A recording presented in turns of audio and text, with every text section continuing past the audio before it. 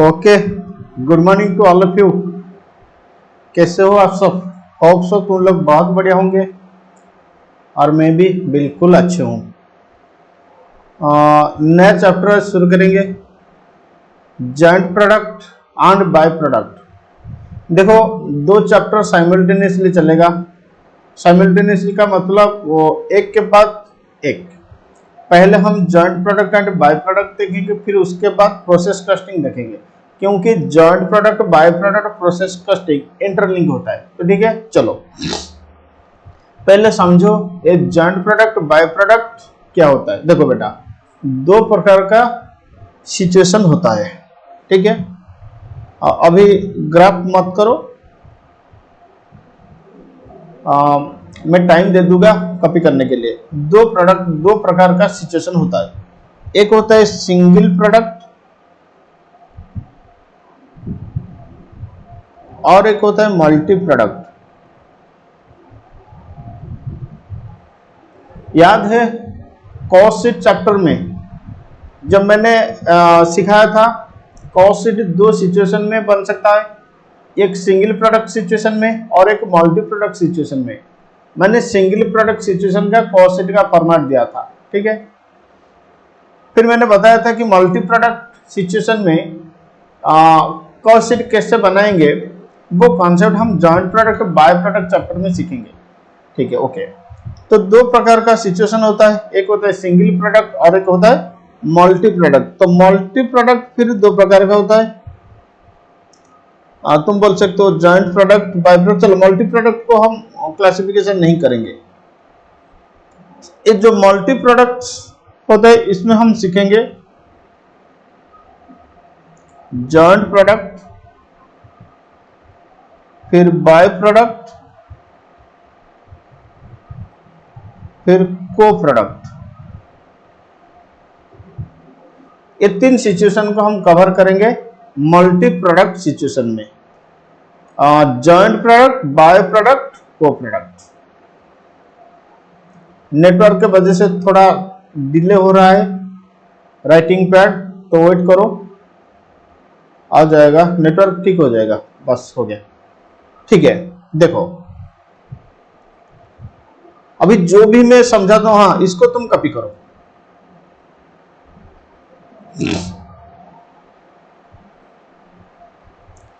हो गया copy? Okay,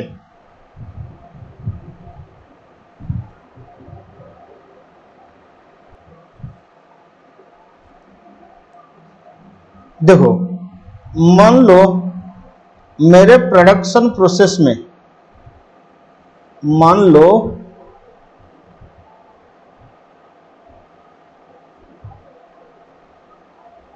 मेरे प्रोडक्शन प्रोसेस में मैंने रॉ मटेरियल लगाया 10,000, फिर लेबर 5,000,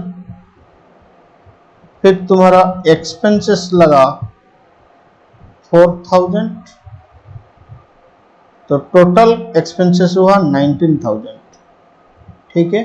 ओके, ये 19,000 मैंने खर्चा किया। मुझे 19,000 का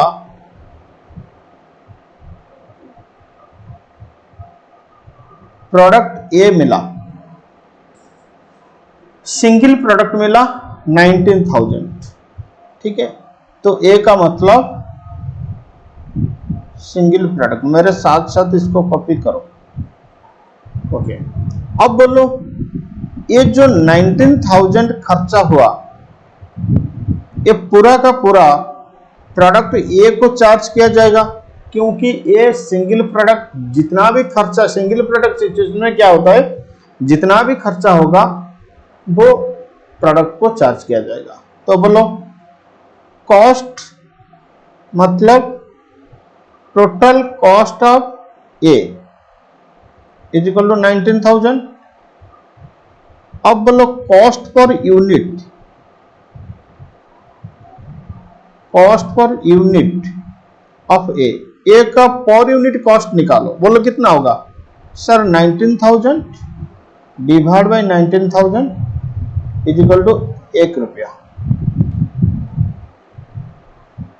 ठीक है, ये था सिंगल प्रोडक्ट सिचुएशन। चलो अब देखते हैं मल्टी प्रोडक्ट सिचुएशन में क्या होगा।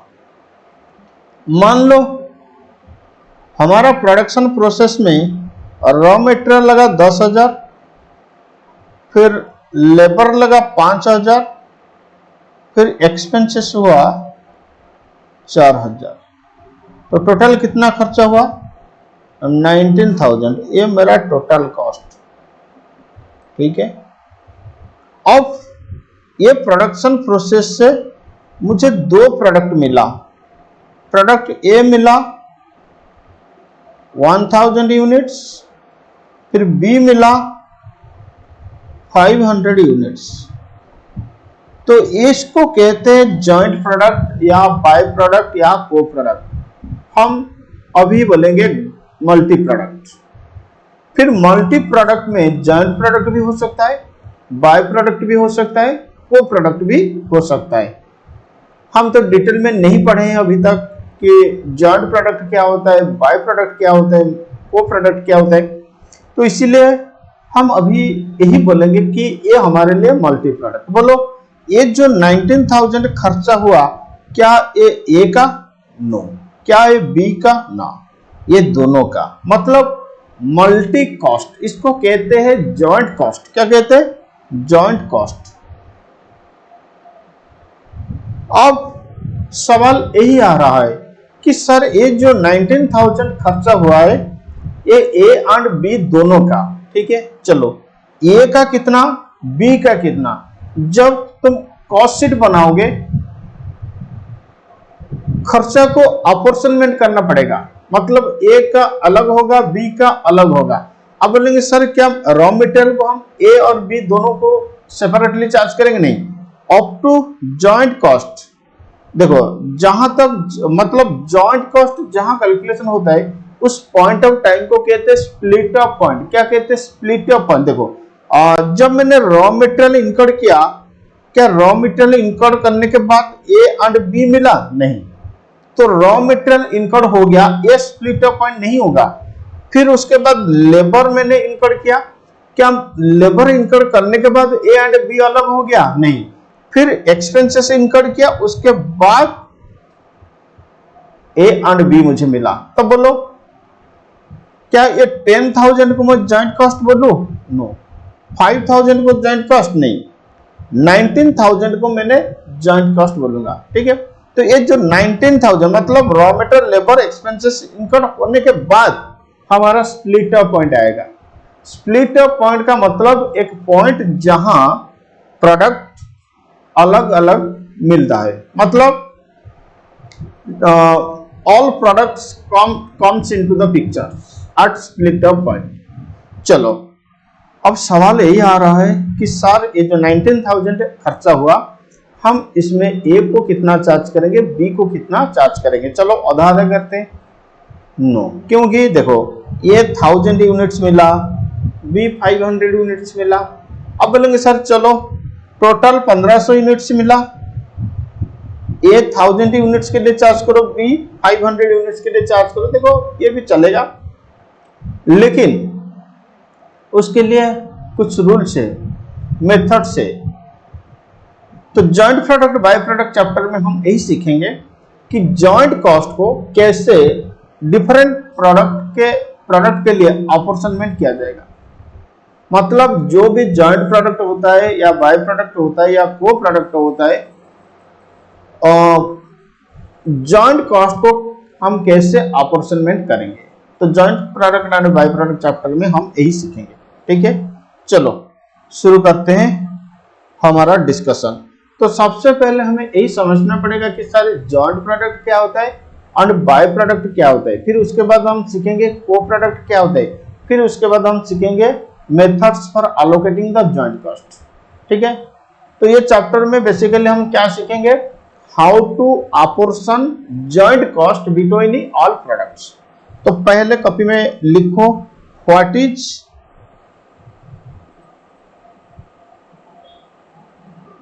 joint product and by product। Joint product क्या होता है, बाय प्रोडक्ट क्या होता है, पहले कॉपी में लिखो। ठीक है, लिखो पहले जॉइंट प्रोडक्ट लिखो।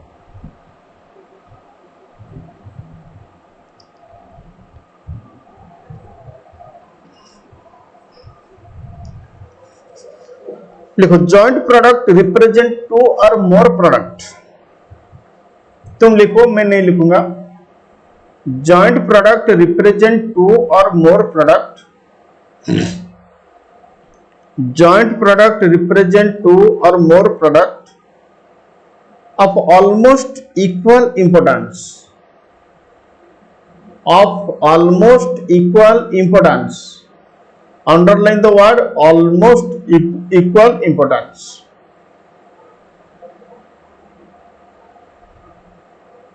Which is produced, continue करके लिखो, which is produced in natural proportion, in natural proportion simultaneously from the same material, simultaneously from the same material in same process, in same process। एक बार read करो joint product. देखो बेटा बहुत important होता है joint product को पहचानने के लिए, बाय प्रोडक्ट को पहचान के लिए, क्योंकि जॉइंट प्रोडक्ट का ट्रीटमेंट अलग होगा, बाय प्रोडक्ट का ट्रीटमेंट अलग होगा, को प्रोडक्ट का ट्रीटमेंट अलग होगा। ठीक है, तो इसीलिए अगर वो जॉइंट प्रोडक्ट, तुम्हें जॉइंट प्रोडक्ट के हिसाब से ट्रीटमेंट करना पड़ेगा। अगर वो बाय प्रोडक्ट का डेफिनेशन में आएगा तो तुम्हें बाय प्रोडक्ट के हिसाब से ट्रीटमेंट करना पड़ेगा। गलत हो जाएगा, बाय प्रोडक्ट हो रहा है लेकिन तुम गलती से जॉइंट प्रोडक्ट का ट्रीटमेंट कर दिया, तुम्हें मार्क नहीं मिलेगा। तो इसीलिए जॉइंट प्रोडक्ट क्या होता है, बाय प्रोडक्ट क्या होता है, इसको पहचानना बहुत इंपॉर्टेंट होता है। ठीक है, चिंता मत करो, आराम से तुम पहचानोगे, इजी से तुम पहचानोगे कि जॉइंट प्रोडक्ट क्या होता है, बाय प्रोडक्ट क्या होता है। कभी भी गलती नहीं होगा क्योंकि मैं पूरा का पूरा टेक्निक समझाऊंगा। ठीक है, डेफिनेशन को हम बहुत अच्छे से समझेंगे, जो डेफिनेशन हमें मदद करेगा जॉइंट प्रोडक्ट को पहचानने के लिए और बाय प्रोडक्ट को पहचानने के लिए। ठीक है, चलो ऑपरेशन शुरू करो, मतलब मिशन स्टार्ट करो। एक बार डेफिनेशन को खुद रीड करो। Joint product represent two or more product. ठीक है,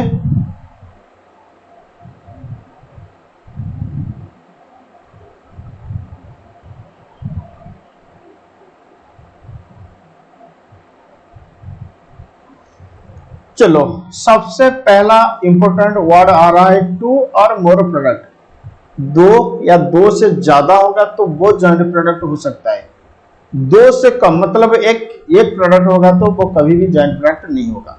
तो सबसे पहला इंपॉर्टेंट वर्ड होता है टू और मोर प्रोडक्ट। इसको अंडरलाइन करो कि टू और मोर प्रोडक्ट होगा तो जॉइंट प्रोडक्ट का कॉन्सेप्ट आ सकता है। ठीक है, दूसरा इंपॉर्टेंट वर्ड होता है ऑलमोस्ट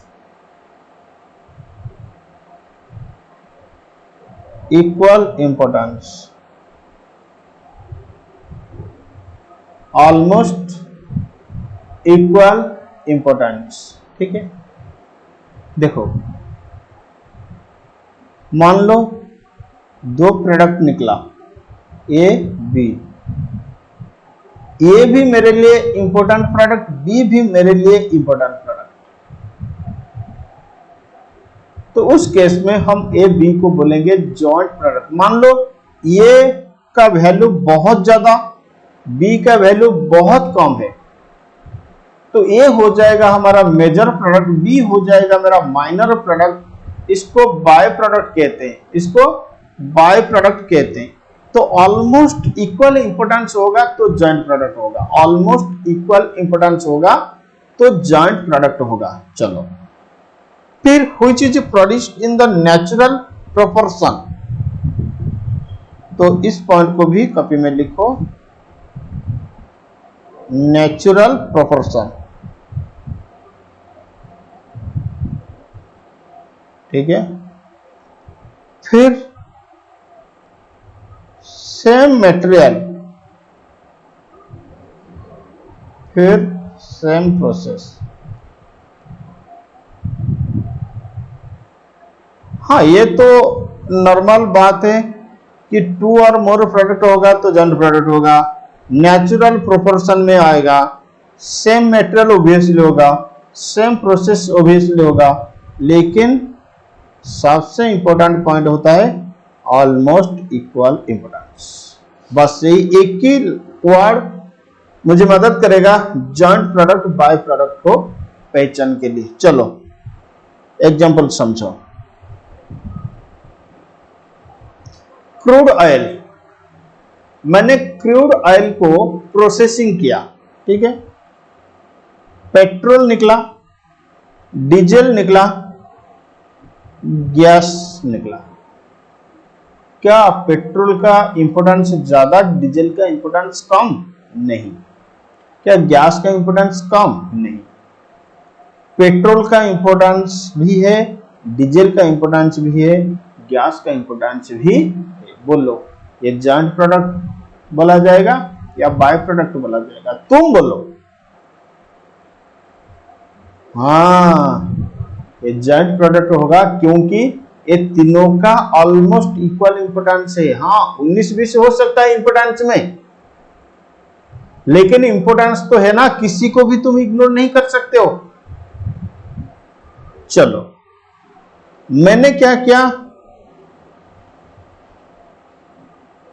राइस को प्रोसेसिंग किया, ठीक है। दो चीज मुझे मिला, एक चावल मिला और एक हुस्क मिला जिसको कुंडा कहते हैं, ठीक है। अच्छा, और भी एक प्रोडक्ट मिला, ब्रान। तीन चीज मिलेगा। अगर तुम राइस मिल देखोगे तो राइस जब प्रोसेसिंग होता है तीन चीज मिलता है, एक चावल मिलता है और एक हुस्क मिलता है और एक ब्रान मिलता है, ठीक है, जिसको कहते हैं राइस ब्रान, जिसमें से राइस ब्रान ऑयल मैन्युफैक्चर होता है। अब बोलो इसमें जॉइंट प्रोडक्ट क्या है, बाय प्रोडक्ट क्या है? देखो राइस का इंपोर्टेंस भी है, ब्रान का इंपोर्टेंस भी है। मैं ये नहीं कह रहा हूं कि हुस्क का इंपोर्टेंस नहीं है, लेकिन हुस्क का इंपोर्टेंस बहुत कम है।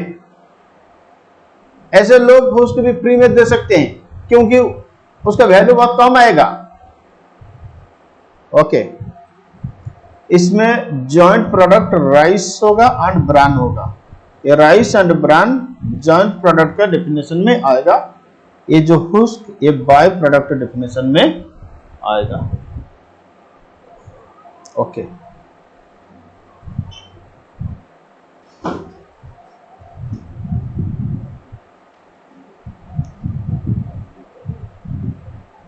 तो जॉइंट प्रोडक्ट या बाय प्रोडक्ट होगा, उसको पहचान के लिए हम इंपोर्टेंस देखें, ठीक है। अगर इंपोर्टेंस इक्वल या ऑलमोस्ट इक्वल, मैं ये नहीं कह रहा हूं कि इक्वल, इक्वल और ऑलमोस्ट इक्वल आ रहा है तो जॉइंट प्रोडक्ट। अगर रिलेटिवली लो इंपोर्टेंस आ रहा है, बहुत कम इंपोर्टेंस, उसको कहते हैं बाय प्रोडक्ट, ठीक है।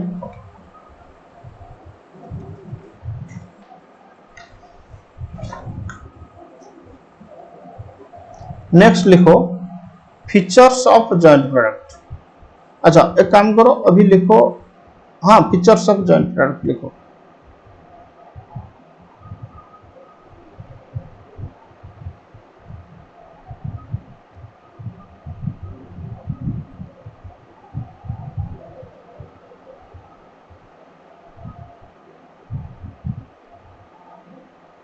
अब लिखो features of joint product. Joint product का फीचर्स क्या होता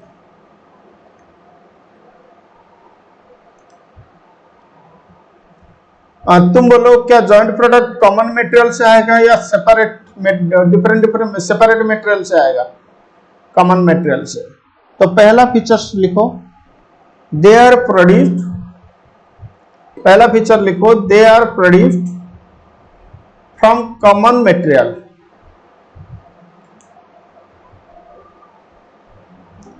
बोलो क्या जॉइंट प्रोडक्ट सेम प्रोसेस से आएगा या डिफरेंट डिफरेंट प्रोसेस से आएगा?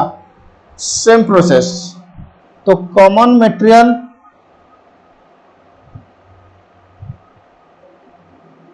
दूसरा कॉमन प्रोसेस, तीसरा almost equal importance.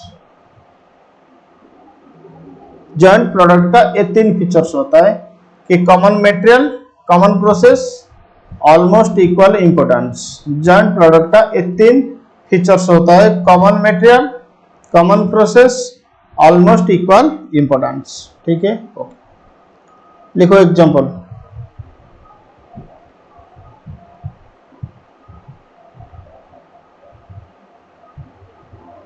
Industry, joint product.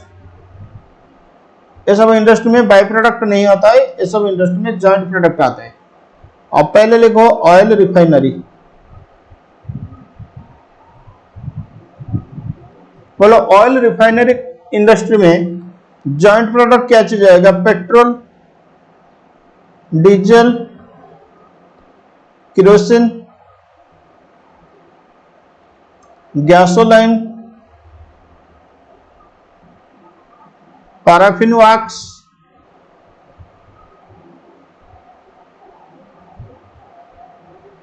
कोल tar, etcetera. Oil refinery industry अगर तुम देखोगे ये सारे प्रोडक्ट आएगा, ये सारे प्रोडक्ट तुम्हारे लिए जॉइंट प्रोडक्ट होगा। चलो नेक्स्ट लिखो फ्लोर मिल।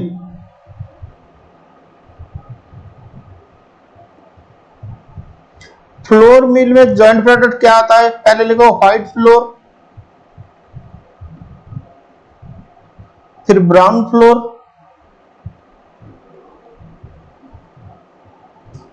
फिर एनिमल फीडिंग,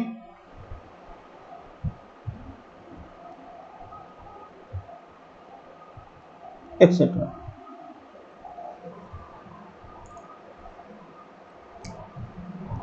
हो गया तुम्हारा जॉइंट प्रोडक्ट का कॉन्सेप्ट। नेक्स्ट लिखो आप what is by product.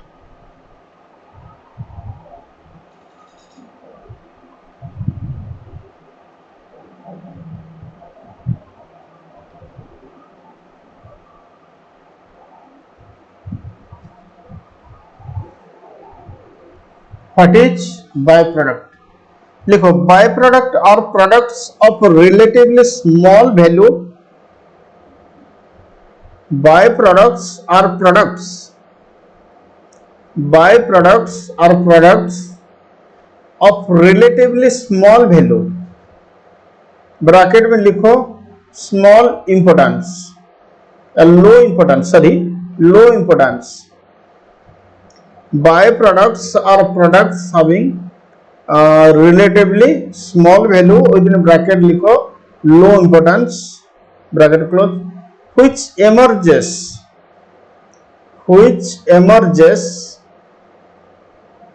incidentally, which emerges incidentally in the course of manufacturing, which emerges incidentally in the course of manufacturing, the main product. देखो by product को हम manufacture नहीं करते, ये incidentally आ जाता है। मेरा ऑब्जेक्टिव, मेरा इंटेंशन होता है कि मुझे मेन प्रोडक्ट को मैन्युफैक्चर करना है। मेरा इंटेंशन क्या है? मुझे मेन प्रोडक्ट मैन्युफैक्चर करना है। ठीक है, in the course of manufacturing main product by product आ जाता है, जिसका इंपोर्टेंस इतना ज्यादा भी नहीं है, जिसका वैल्यू भी बहुत कम होता है, उसको कहते हैं बाय प्रोडक्ट। बोलो बाय प्रोडक्ट किसको कहते हैं? बाय प्रोडक्ट वो प्रोडक्ट होता है जो इंसिडेंटली आता है। अगर बाय प्रोडक्ट का फीचर्स पूछा जाएगा तो तुम क्या लिखोगे? ग्रेटर इंपोर्टेंस या लो importance? Low importance. Greater value या लो वैल्यू या small value? Small value. Intentionally manufactured या इंसिडेंटली एमर्जेस? Incidentally emerges. ठीक है, लिखो फीचर्स ऑफ बाय प्रोडक्ट।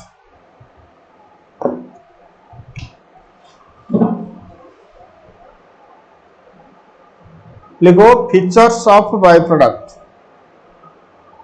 पहला फीचर्स लिखो रिलेटिवली स्मॉल वैल्यू। पहला फीचर्स लिखो relatively small value, relatively small value. Okay, second feature लिखो एमर्जेस इंसिडेंटली। सेकंड फीचर्स लिखो एमर्जेस इंसिडेंटली, ये इंसिडेंटली आता है।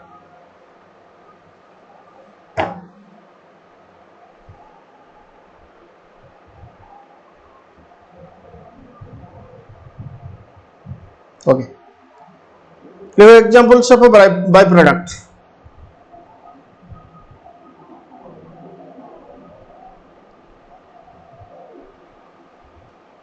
Industry, main product, by product. देखो शुगर इंडस्ट्री, मेन प्रोडक्ट होता है शुगर। देखो मैं ये नहीं कह रहा हूं कि बाय प्रोडक्ट का वैल्यू 0 होता है, हाँ वैल्यू होता है लेकिन लो वैल्यू होता है। 0 होगा तो हम उसको फेंक देंगे, वो स्क्रैप। अच्छा, कुछ भी तो वैल्यू होता है ना बाय प्रोडक्ट का। शुगर, शुगर इंडस्ट्री में मेन प्रोडक्ट शुगर आता है, बाय प्रोडक्ट आता है मोलासेस, बैगेस। आप बोलेंगे सर मोलासेस क्या होता है, बैगेस क्या होता है? तुम खुद रिसर्च करो, मोलासेस क्या होता है, बैगेस क्या होता है, वो पता चलेगा। मुझे मालूम नहीं है मोलासेस क्या होता है, बैगेस क्या होता है। ठीक है, हाँ मुझे मालूम है लेकिन मैं नहीं बताऊंगा। फिर कॉटन, कॉटन इंडस्ट्री अगर तुम देखोगे तो कॉटन इंडस्ट्री में कॉटन तुम्हारा मेन प्रोडक्ट होता है, लेकिन कॉटन सीड, कॉटन सीड तुम्हारा बाय प्रोडक्ट होता है। राइस मिल अगर देखोगे तो राइस तुम्हारा मेन प्रोडक्ट होगा, हस्क तुम्हारा बाय प्रोडक्ट होगा। अब बोलेंगे सर क्या हस्क एनिमल फीडिंग होता है ना, एनिमल फीडिंग जिसको क्या ये जो चोकर कहते हैं, वो फ्लोर मिल से आता है। ठीक है, हुस्क राइस मिल से आता है। चोकर का वैल्यू थोड़ा ज्यादा होता है, 20 रुपया किलो होता है लेकिन हुस्क का वैल्यू 2 रुपया किलो में मिल जाता है। ठीक है, तो एनिमल फीडिंग उसको तुम बोलोगे जॉइंट प्रोडक्ट, लेकिन होस्ट का बोलो, होस्ट को बोलोगे बाय प्रोडक्ट। चलो अब लिखो डिफरेंस बिटवीन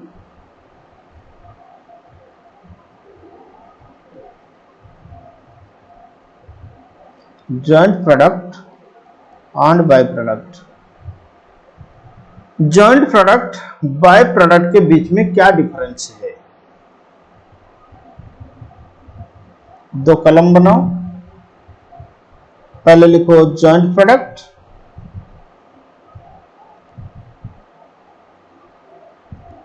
बाय प्रोडक्ट। चलो वैल्यू पॉइंट ऑफ व्यू से बोलो, वैल्यू पॉइंट ऑफ व्यू से बोलो किसका वैल्यू ज्यादा होता है, किसका वैल्यू कम होता है? सर बाय प्रोडक्ट का वैल्यू ज्यादा होता है, जॉइंट प्रोडक्ट का वैल्यू कम होता है। No no no no no no no no, joint product का वैल्यू ज्यादा होगा, बाय प्रोडक्ट का वैल्यू स्मॉल होगा। तो लिखो these are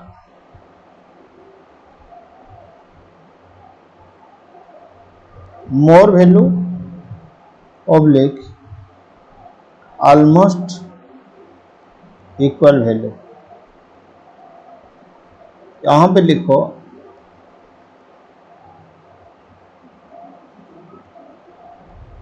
relatively small figure, relatively small growth.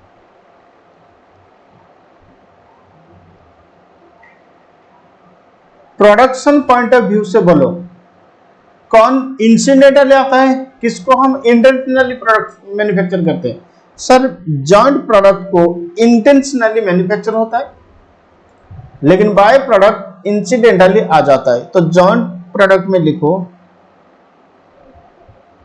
These are produced intentionally. इधर लिखो दीज आर एमर्जेस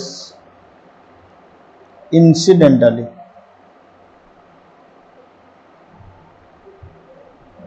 बस हो गया डिफरेंस। ये दो डिफरेंस काफी होगा वैल्यू पॉइंट ऑफ व्यू से, प्रोडक्शन पॉइंट ऑफ व्यू से, ठीक है। अब नेक्स्ट लिखो व्हाट इज को प्रोडक्ट।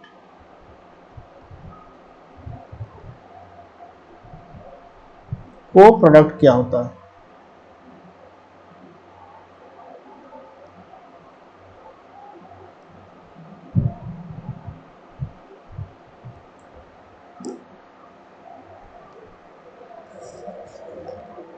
लिखो को product represent two or more product. पहले कॉपी में नोट लिखो, को product represent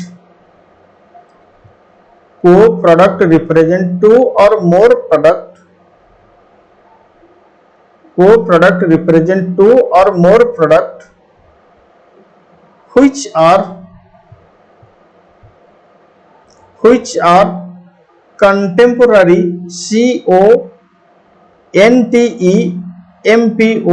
contemporary, contemporary। co-product represent two or more products which are contemporary but are not necessarily produced, but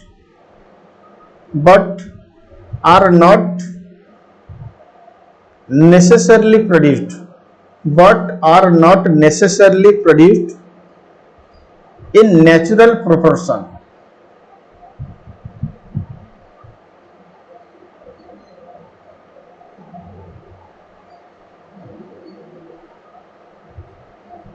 बोलो को प्रोडक्ट का मतलब क्या होता है?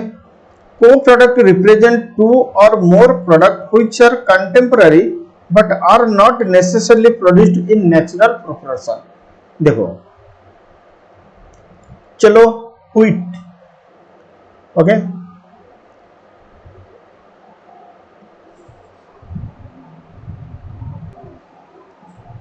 समझो।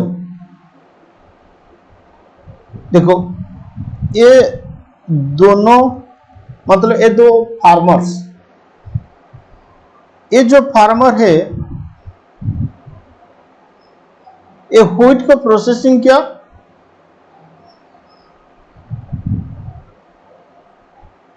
आटा मैन्युफैक्चरिंग किया, आटा। और एक फार्मर व्हीट को प्रोसेसिंग किया,